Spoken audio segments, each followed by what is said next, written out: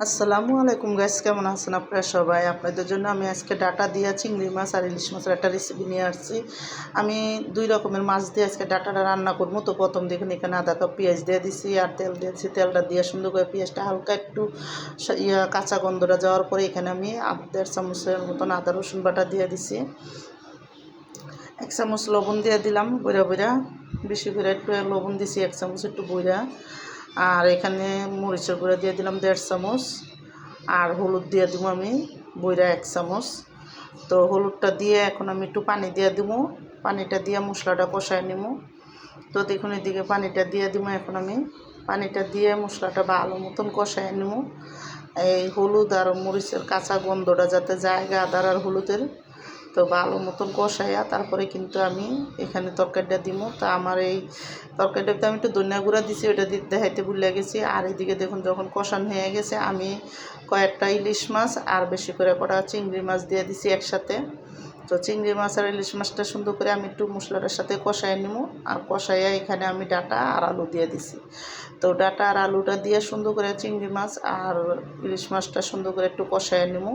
আলগোস্তেই কষামো যাতে মাছটা না ভাঙে। তো এদিকে মশলাটা লাড়াচাড়া দিয়ে এখন ডাইকা দিব আমি এই ডাটাটা কষা পর্যন্ত। আমি কিন্তু এখানে করবো। তো দেখুন ডাটাটা এদিকে সুন্দর করে কষে গেছে গা। আর যখন কষা হয়ে যাব আমি কিন্তু এখানে ঝোলের জন্য পানি দিয়ে দেবো। তো আমি এখানে দেখুন কয়েকটা কাঁচামরিচ আর 2টা টমাটো দিয়ে দিছি একসাথে, দিয়ে কিন্তু এখন ঝোলের জন্য পানি দিয়ে দিব। তো আমি বাটিটা দিয়ে 2 বাটি পানি বইরা বইরা দিব, কারণ ডাটাটাও সিদ্ধ হইব ভালো মতন। এই কারণে একটু পানিটা বেশি দিছি। আর আমি একটু ঝোল ঝোল রাখবো এই তরকারিটা। তো দেখুন সুন্দর করে লাড়া দিয়া তারপর ডাইকা আমি রান্না করবো।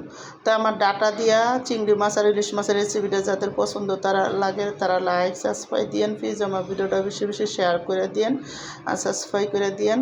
আর এইভাবে একবার হলো ডাটা আর ইলিশ মাছ আর চিংড়ি মাছ একসাথে দিয়ে রান্না করে খেয়ে দেখেন, অনেক মজা লাগে। তো যখন সুন্দর করে 3-4টা বলক হইছে আমি কিন্তু এখানে কয়েকটা ধনিয়া পাতা ছিঁড়া দিয়ে দিব উপরে দেয়া। ধনিয়া পাতাটা দিয়া আমি একটু লাড়া দিয়ে দিব। তো ধনিয়া পাতাটা দিয়ে এখন একটু লাড়া দিয়া, তা আমি কিন্তু দেখুন একটু লাড়া দিয়া মশলাটা সুন্দর করে যাতে ধনিয়া পাতাটা সব দিকে হয় আর মশলাটাও যাতে হয়ে যায়, এইভাবে করে আমি কিন্তু একটু এখন দেখুন সুন্দর করে একটু লাড়া দিয়ে দিলাম। তো লাড়া দিয়ে এখন আমি ডাইকাই কিন্তু আর একটু ঝোলটা শুকান পর্যন্ত রান্না করে নিব।